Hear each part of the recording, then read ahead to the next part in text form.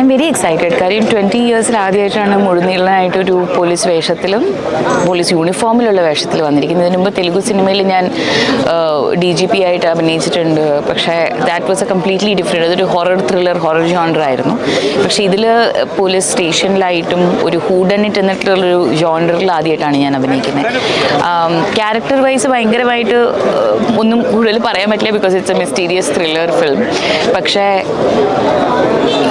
നമ്മളിങ്ങനെ ഈ സീറ്റിൻ്റെ എഡ്ജിലിരുത്തി കാണുന്ന അതുപോലെയാണ്, നല്ലോണം തുന്നിയെടുത്തിട്ടുള്ളൊരു സ്ക്രിപ്റ്റാണ്. So I'm looking forward to how audience will find it.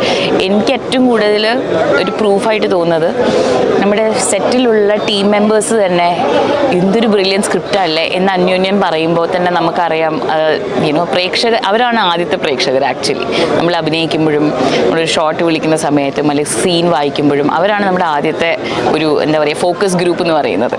So ഇവിടെ I feel that everyone is very excited and thrilled about the screenplay. So ആ ഒരു വിശ്വാസത്തിലും അതിൻ്റെ ഒരു എനർജിയിലും നമ്മൾ തുടങ്ങാം. Mainly my characters name is Aleena.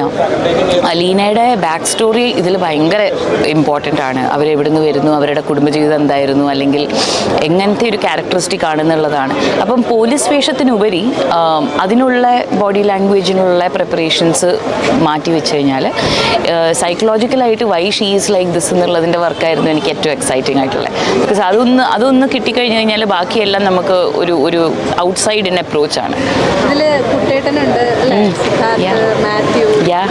അങ്ങനെ ഒരു ജനറേഷൻ വൈസ് നോക്കിയ ഒരു പല കാറ്റഗറി തന്നെയാണ്. മാത്യുവിനൊപ്പം എങ്ങനെയാണ് പുതിയ? I have not work with I don't think any of them. Unnimaya ചേച്ചിയുടെ കൂടെ എനിക്ക് തോന്നുന്നത് വൈറസിൽ ഒബ്വിയസ്ലി സീൻസ് ഇല്ല. സോ പക്ഷേ ആരുടെ കൂടെ ഞാൻ ഇതിന് മുമ്പേ ആക്ച്വലി വർക്ക് ചെയ്തിട്ടില്ല. So I'm very excited to see how that will B.